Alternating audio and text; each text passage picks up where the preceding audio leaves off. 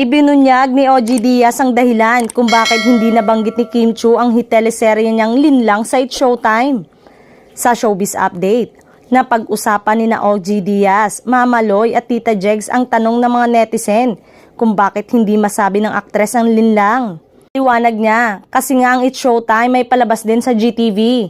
May sarili ring teleserye ang GMA7 na sister company ng GTV, so hindi niya pwedeng i-promote ang Linlang. As much as she wanted to promote Linlang, yun nga, nasa GTV din sila, dagdag pa niya.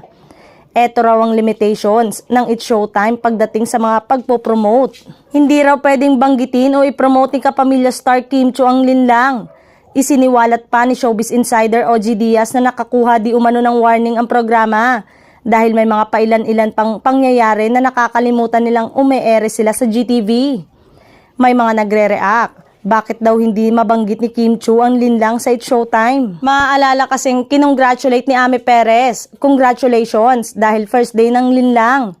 Thank you po, nood po kayo mamayang gabi ulit. Kwento ni OG. Tapos parang may binulong si Kim Chiu kay Ami. Something like, bawal, hindi mabanggit ni Kim Chiu ang Linlang. Ang dahilan daw, kasi nga ang It's Showtime ay palabas din sa GTV. May sarili ring teleserye ang GMA7 na sister company ng GTV. Kaya si OG na lang ang nag-promote ng Linlang ni Kim sa kanyang showbiz-oriented vlog dahil sa mahirap nitong kalagayan. Hinikayat niya ang mga taga-subaybay ng vlog na panoorin ang teleserye. Hindi ito ang unang pagkakataon na nag-react ang netizen sa ganitong issue sa talakayan.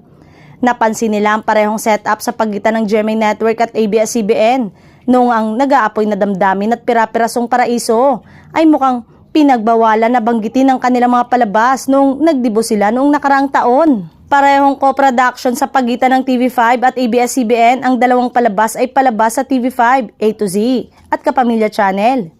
Matatandang nauna nang ipalabas sa online streaming platform sa Prime Video ang Linlang noong pang October 2023.